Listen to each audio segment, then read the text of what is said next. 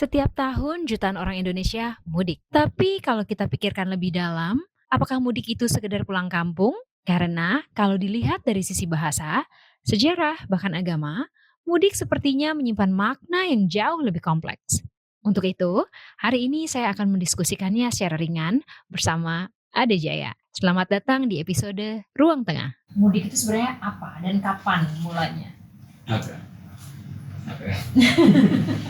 Baik. Eh, di mudik itu mungkin bisa kita klaim sebagai fenomena yang sangat Indonesia.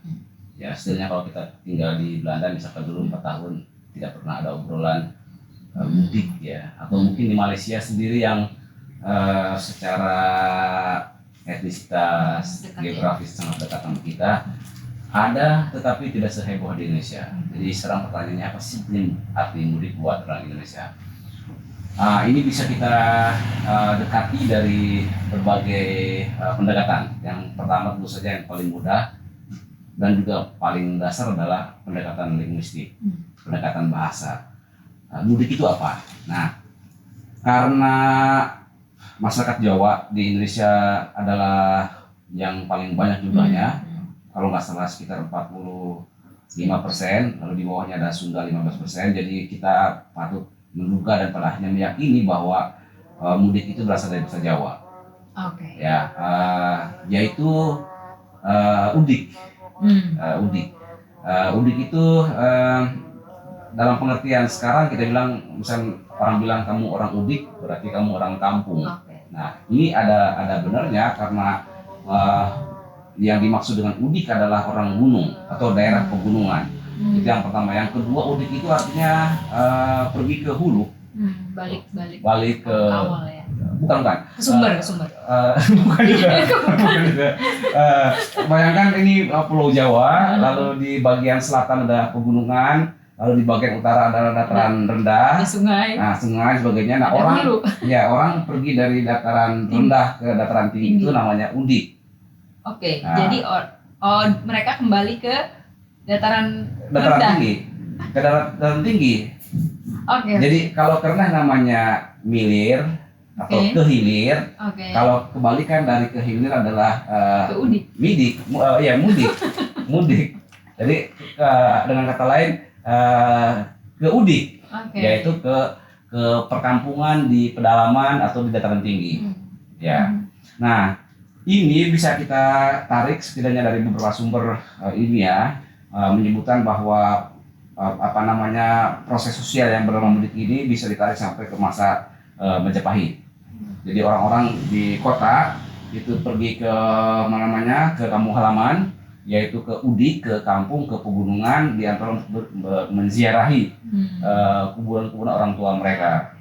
Nah, lalu kebalikan dari udik adalah milir atau kembali ke hilir, yaitu ke kota. Kenapa kita mengatakan kota di bagian hilir? Karena di masa lalu jalur transportasi di Nusantara adalah ada di laut. Di laut, di sepanjang pantai utara Pulau Jawa. Nah, dari sana pula proses pergi ke ke hilir dan ke udik menjadi milir mudik atau hilir mudik. Jadi kalau orang bolak-balik kita namanya sebagai hilir mudik. Ya. Satu lagi, itu dari aspek etimologi, bagaimana sebuah kata mudik berasal.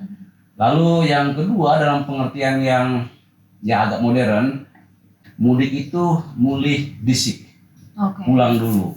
Ya mungkin ada betulnya. Tapi argumen yang paling kuat adalah bahwa mudik artinya kembali ke kampung halaman yang lokasinya ada di pegunungan. Bagaimana kemudian kata mudik itu bisa disepakati sebagai kata bersama ya? Itu fenomena yang cukup kompleks, menyangkut dengan politik bahasa dan lain sebagainya. Lalu secara etnis, orang Jawa itu tadi komposisi yang paling banyak se-Indonesia, yang paling banyak, mungkin angkanya sekitar 45%. Lalu yang kedua Sunda pun pada akhirnya angkanya pun jauh di bawah Jawa, 15%. Jadi kalau kemudian pertanyaannya kenapa itu menjadi bahasa bersama, ya karena jauh adalah mayoritas. Kita ambil contoh paling gampang adalah dengan melihat masyarakat Lampung, provinsi Lampung ini, ya 60% orang Jawa. Nah itu menunjukkan betapa banyaknya orang Jawa dan pengaruh bahasa Jawa ke dalam bahasa Indonesia itu menjadi sangat luas sekali. Jadi, tetapi itu isu-isu yang bisa kita bahas barangkali di kesempatan yang lain. Lalu tentang mudik ini sendiri bisa kita jelaskan dari aspek sejarah. Jadi tadi bagaimana kosakata mudik itu berasal. Lalu dalam konteks sejarah barangkali bisa kita lihat dari tiga periode atau 3 masa. Yang pertama tadi sejauh bisa ditelusuri sumbernya itu bisa ditarik ke masa Majapahit atau Hindu-Buddha, di mana orang-orang yang pergi ke kota ada kesempatan pulang ke rumah orang tua mereka, lalu menziarahi kuburan orang tua mereka. Jadi proses itu nanti juga ada hubungan dengan proses di dalam peristiwa mudik di dalam Islam itu sendiri, ya kan, yang nanti mungkin kita akan singgung belakangan. Kemudian di masa kolonial, tentu saja sekali lagi bahwa transportasi di masa lalu ada di jalur di jalur laut. Ambil contoh misalkan dari Aceh sana, kemudian masuk ke daerah Malaka, lalu turun ke sekitar Singapura, lalu ke Lampung, ke Banten, ke Batavia sampai ke Surabaya. Itu menunjukkan jalur utama transportasi di masa itu. Nah, di masa kolonial juga masih menggunakan jalur transportasi yang sama, dan ketika pemerintah kolonial misalkan tanda petik membangun Nusantara atau Jawa, banyak perusahaan-perusahaan pabrik-pabrik dibuat, banyak orang dari kampung datang menjadi kuli kontrak di perusahaan-perusahaan Belanda itu, dan ketika ada masa libur mereka juga pulang. Nah, proses pulang itu dinamai sebagai proses mudik. Nah, lalu puncak-puncaknya yang kemudian menjadi barangkali penanda masa modern dari mudik adalah masa Soeharto, tahun 70-an. Pak Soeharto di ini ya, perekonomian. Lalu Soeharto disebut sebagai bapak pembangunan, banyak orang pergi ke Jakarta. Jadi tahun 70-an adalah periode awal di mana Jakarta menjadi pusat ekonomi, lalu orang rantau. Nah, masa libur yang ada yang diberikan oleh pemerintah, oleh perusahaan yang umumnya di hari libur itu, di hari katakanlah setelah puasa, itu digunakan untuk pulang. Nah, jadi dalam konteks sejarah, apa yang terjadi hari ini sebetulnya adalah kelanjutan dari peristiwa-peristiwa di masa sebelumnya. Ke tahun 70-an di masa Soeharto, lalu ke masa kolonial Belanda, jauh lagi ke belakang ke masa Majapahit. Kalau sumbernya ada, hampir bisa dipastikan ke periode yang jauh lebih awal. Berarti semua aktivitas ini nanti ada kaitannya sama ekonomi ya. Tadi misalnya orang-orang pergi ke kota ya kan, kerja katakanlah untuk hidup, tapi kemudian mereka punya perasaan pulang untuk sempurna gitu. Secara psikologi ya. Jadi kerja udah capek, tapi akhirnya pulang dan ketemu sanak saudara, dan itu jadi hal yang membahagiakan. Berarti kan ada perputaran ekonomi yang tadinya terpusat di kota, ketika mudik bergerak dan kembali ke daerah. Tentu saja. Karena kalau kita lihat laporan-laporan tentang mudik setiap tahun, pemerintah selalu menunjukkan data keuangan, berapa angkanya, 137 triliun tahun 2026 uang beredar di masa mudik itu. Diperkirakan sekitar 50-60% barangkali untuk untuk transportasi, bukan? Barangkali wisata dan angka pastinya tidak tahu ya, nanti kita lihat data pastinya. Tetapi angka 1.370 triliun itu angka yang sangat fantastis. Nah, karena orang pulang dari kota ke kampung, jadi itu juga bisa kita pahami distribusi uang dari kota ke kampung. Di tingkat paling kecil kita misalkan kita jadi belanjanya di sana kan? Iya, satu itu yang kedua kan pertanyaannya pernah bilang kan mau pergi ke bank dulu, mau menukarkan uang receh, mungkin 5.000-an, 10.000-an untuk dibagikan.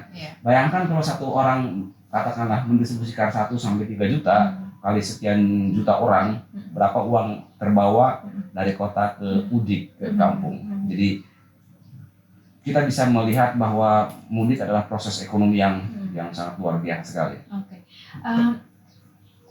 Aku jadi punya pertanyaan agak personal ya. Ya. Mudik itu jadinya itu kan kebudayaan ya sebenarnya. Gitu nggak sih, bisa dibilang gitu nggak sih? Awalnya nggak ada misalnya, tapi karena pendistribusian tadi misalnya ada misalnya roda perekonomian, orang tumbuh, transmigrasi dan lain sebagainya, orang berpindah.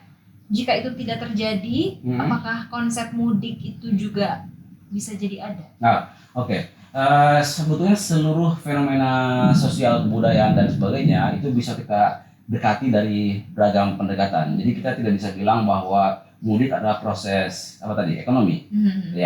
Ya itu proses ekonomi, tapi tentu saja para ekonom akan melihat ini sebagai proses ekonomi karena cara pandang perspektif dalam pikiran dia adalah ekonomi.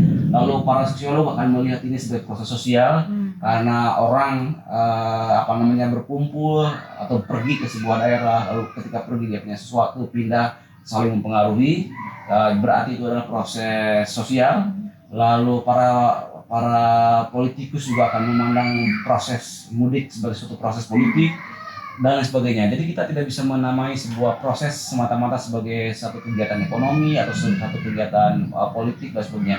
Di seluruh proses itu dipandang oleh pikiran para ilmuwan dengan cara pandangnya masing-masing. Nah, jadi termasuk kasus mudik ini bisa kita jelaskan dari beragam pendekatan. Termasuk tadi yang di antara yang paling penting adalah juga sosiologi. Kenapa kemudian seiring perkembangan zaman lah ya, sekarang udah sosial media ini banget lah ya, mudik nggak bisa digantikan dengan apapun. Artinya pertemuan fisik itu jadi hal yang penting. Betul.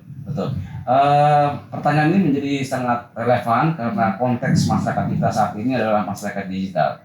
Ya, orang bilang mungkin saya bisa telepon orang tua saya, bisa WhatsApp, bisa video call dan sebagainya. Tetapi semua itu terasa kurang, ya kan? Ambil contoh misalkan kita pergi ke Pontang, ya kan? Bisa telepon dan sebagainya, jaraknya juga dekat, tetapi selalu ada sesuatu yang kurang.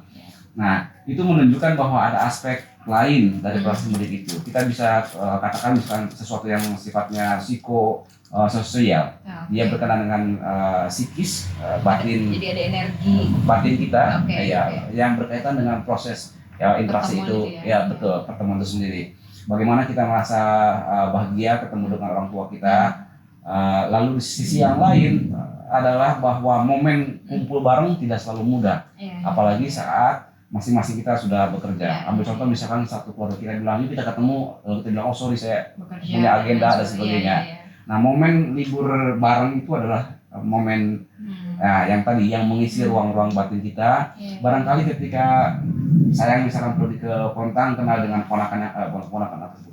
sepupu yang lain, lalu itu adalah masa misalkan menceritakan kembali masa lalu bahwa kami pernah main mandi di Pontang dan sebagainya. Atau aku misalkan pulang ke Cibaliung, lalu aku bilang, ini saudaraku waktu dulu dia ngerjain aku dan sebagainya. Banyak memori. Jadi kayak memanggil memori balik. Betul. Nah, jadi itu aspek psikis yang tidak bisa dipenuhi secara utuh oleh proses digital. Berarti nanti ini ada kaitannya sama konsep Islam terkait dengan silaturahmi. Betul. Jadi lagi-lagi mudik bisa kita dekati dari banyak pendekatan, termasuk juga dari antropologi agama misalkan ya. Bagaimana kita memahami satu proses dari atau memaknai proses tertentu, termasuk tadi misalkan silaturahmi, ziarah kubur. Ya, sebetulnya ziarah kubur bisa dilakukan kapanpun jika merasa perlu. Tetapi kita melihat, misalkan kita lagi jalan, orang pergi kuburan sepanjang waktu kita mudik, itu menunjukkan bahwa mudik menjadi momen atau bukan pada mudik itu sendiri. Di ujung mudik itu sendiri itu saat kita sampai ke rumah orang tua kita atau kerabat kita adalah momen di mana kita merasa perlu merayakan sesuatu dan memaknai, memaknai dengan cara tadi ziarah kubur. Seperti kita menghubungkan hidup kita dengan orang yang sudah meninggal. Dan itu juga lagi-lagi dalam konteks sejarah, ini proses yang juga berlaku di masa sebelum Islam.